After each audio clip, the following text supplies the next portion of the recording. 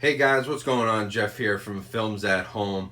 In today's video, I'm actually going to take a look at a brand new 4K TV that I think could be a really good choice for anybody that's on a budget and wants a great 4K Blu-ray experience.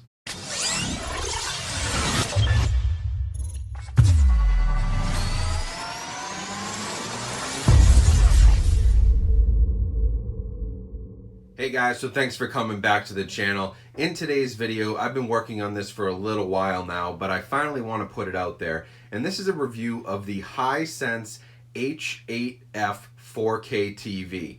Now, there are many questions online that pop up when people ask, what is the best 4K TV I can get on a budget? And on a budget, I consider to be kind of under $500. If you're looking for a 4K TV that's under $500, personally, I have heard that Hisense competes within that category as well as any other manufacturer out there when it comes to great 4K experiences. And so I've got my hands on a Hisense H8F 55-inch 4K model, and I'm going to take a look at that today in this review, talk about some of its specs, the design behind it, how does it handle 4K and HDR content, what kind of content would you be able to watch on this in terms of HDR, and sort of how does the overall picture and even audio look just on this TV. Not talking about surround sound systems or with external receivers, just how does this TV function if this was your budget choice for a home theater. So the first thing to kind of look at here is the overall design of this TV, and it is a pretty standard 55-inch TV. It has a fairly thin bezel on it.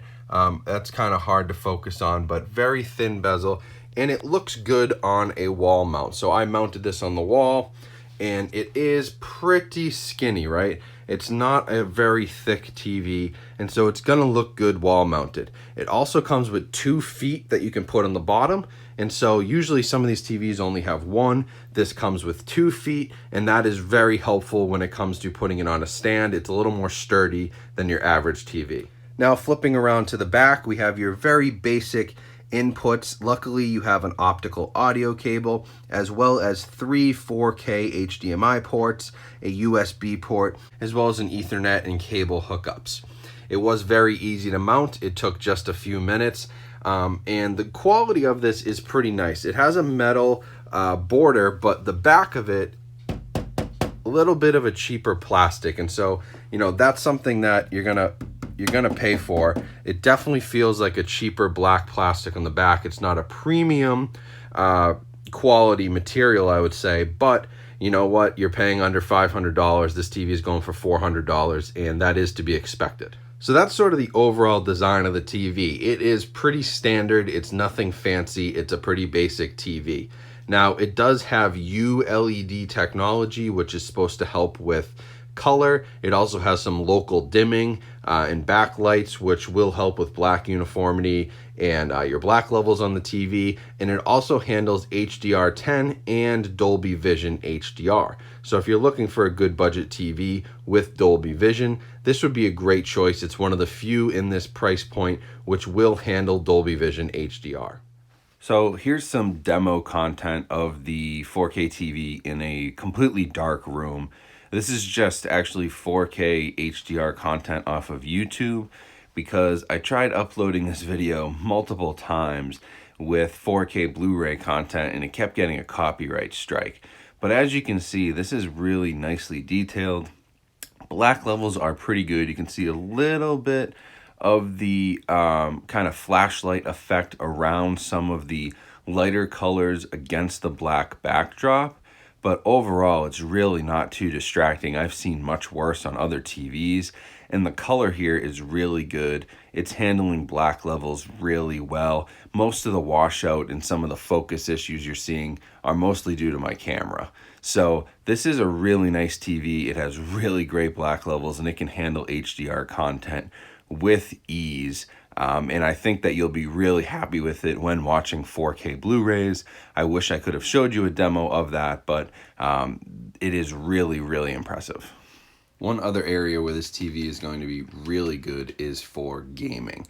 It has a very low input lag, and so your controls are just going to be lightning fast. I mean, I wouldn't compare it to a PC monitor. Those have really great input lags for PC gaming, but this has one of the better input times for any 4K TV out there.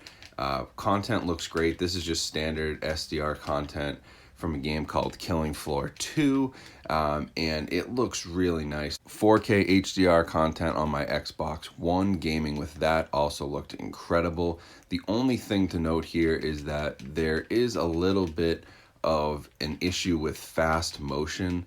There seems to be a little bit of a blur, and it doesn't have the greatest response time. And so fast moving movies or games like this, you could see a tiny bit of a motion blur, but that's something that you're going to want to play with in your motion settings possibly.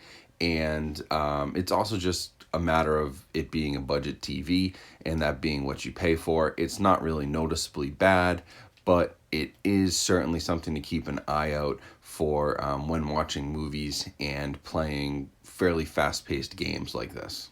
If we jump back to the home screen, this is how your TV is going to start up. It is a smart TV. You have tons of apps that come with it. But I'm going to jump into the settings, and there are a few things you can do with the picture. I've just started to calibrate this in a few different ways. I was just playing with the vivid mode. But if you go into advanced settings, this is where you can play with motion enhancement, and they have one called film. And what this is supposed to do is it's supposed to help with the judder that you may experience watching 4K Blu-ray and 1080p Blu-ray discs. The TV refresh rates are usually at 30 frames per second or 60 frames per second, depending on what kind of monitor or TV you have. But a film is at 24 frames per second.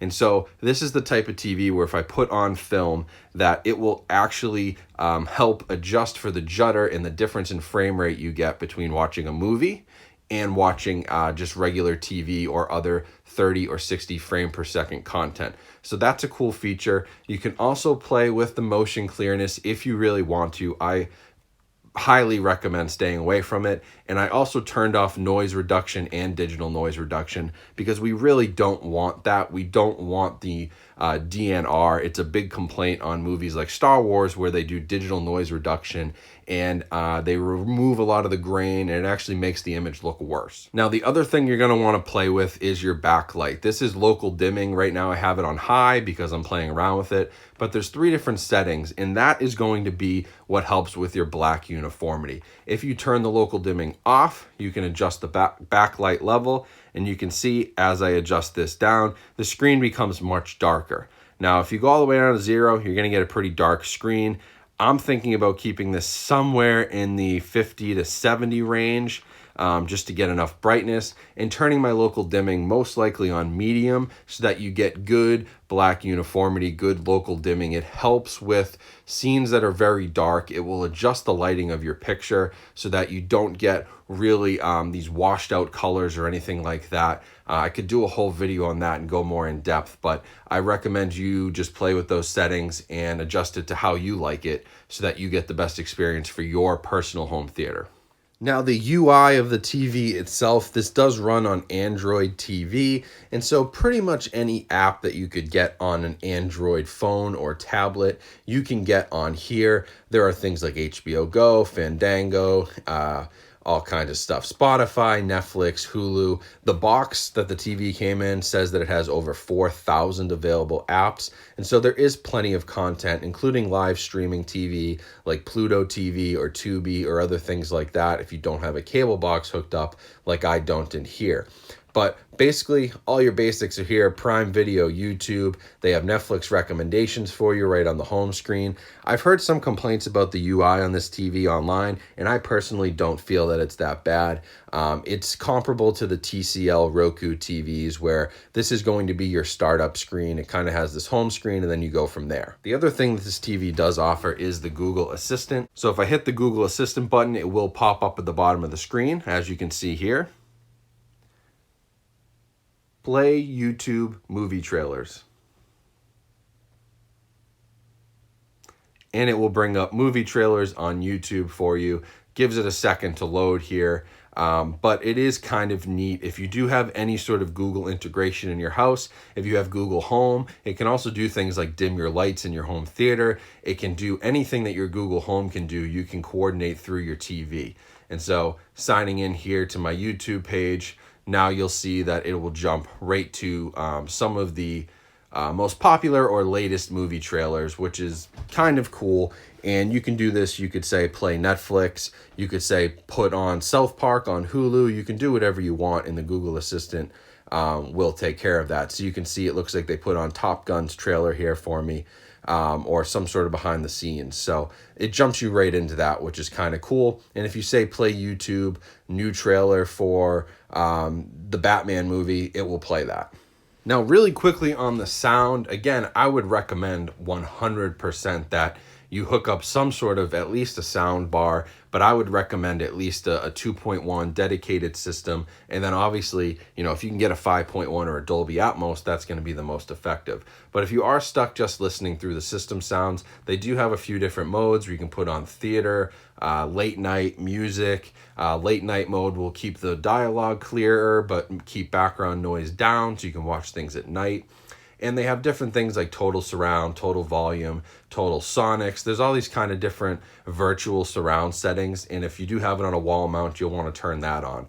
Overall, though, your best bet is going to be to get a sound bar or an external sound system. Even some sort of like a Bluetooth wireless system would be better than what this TV is outputting. Like most TVs, it doesn't have the best speakers, and I would highly recommend going external for your audio. So guys, that's it for this review. Now, overall, my recommendation is that, this is a solid TV if you need to stay under that $500 price point. This is currently $400 at Best Buy, so it's even a little bit cheaper. It's well under the $500 price point. So you could pick up this TV, pick up a wall mount, and maybe even pick up a cheap sound bar for $500 and get yourselves a really decent 4K start home theater. It's not going to be the best thing in the world, but for the price point, this is a nice TV. It has really nice color. The Dolby Vision HDR is a nice upgrade. The local dimming helps a lot with black uniformity, which is a real problem on a lot of cheaper panels where you see this flashlight effect and you see the black light bleeding in from the corners. Don't have that problem here with my panel in all my tests. So that's a really good selling point, especially if you're watching movies in a dark room. That is extremely important. And if you do like to play games, this is a great gaming TV, very low input lag, although you are going to have an issue with both movies and gaming with that motion, and any fast motions are going to be a little blurry at times. Now, it's not noticeable unless you're really, really looking for it, and so I think to the average person, it's not going to make a huge difference, but you may notice a difference between this and higher end panels. That's one of the kind of cons to buying a cheaper panel and a cheaper TV like this. Now, how would I compare this to more expensive models? Obviously, if you're looking for the top quality, you're going to be looking at an OLED or a QLED or some sort of quantum dot technology. Hisense also offers that, and it's a more expensive model. It's going to be in that $800 to $900 price range, and it's their H8F series, which has quantum dot. Now, that was out of budget for this review, and it was a little bit out of budget for most people to put it in a budget 4K category. But if you are looking for that, that is a cheaper option where the OLEDs and the QLEDs will typically run you upwards of $1,000. This is going to be in that $800 to $900 price point, and that TV has received great reviews. Now, this H8F, though, I do think that this is your best option for under $500. There are some competitors out there. There's the Vizio M series, which also has kind of local dimming and some different features that the Hisense might not have. But honestly, I have had bad experiences with Vizio panels. I've never had good luck with their TVs. And so far, this Hisense has been great in all my tests. The color is better than on Vizio. I'm a big stickler for color, especially when I'm watching 4K HDR content, and that's a big selling point here with this panel compared to others. And I do think it's better than your $500 Samsung or LG panels. Those are cheap LED TVs that they really don't pack a whole lot of technology into, and they are often not that great. I would choose this over one of those, but if you're comparing it to an OLED or a QLED, obviously the comparison's not fair. For what this is, the price point it's in, and the category it's in as a budget 4K TV, I do think that this is your best option for watching 4K Dolby Vision HDR content. The only things to watch out for is to get yourself some sort of external audio and play around with the local dimming and the motion settings if you need to, as well as that film judder, because that could have a greater effect and could really help improve your experience if you can calibrate those to the way you like them. So thanks for watching this video, guys. I will leave a link to this TV down in the description if you're interested in it. Of course, any purchase through those links does help support my channel, so I appreciate that. I hope you guys are all out there staying safe and healthy. As you can tell, the quarantine beard is in full effect. I am not leaving my house. I'm just watching movies at home and staying safe and staying at home. And hopefully you guys are doing the same so we can get through this thing. But I hope everyone's safe. I hope everyone's healthy. And I hope you enjoyed this video. Haven't done one of these in a while. I've been talking about it for so long, and I finally got around to doing it now that I have some more downtime. So hopefully there's more 4K TV reviews and other 4K equipment, more stuff like this to come. So stay tuned for that. Make sure you subscribe to the channel, like the video, and let me know in the comments what your experiences have been with this TV if you have it. Maybe there are some long-term effects that I don't know of, but over the past couple of months, it's been very good. But otherwise, I look forward to hearing from you guys. Stay safe, stay healthy, have a great rest of your week, and I'll talk to you guys soon.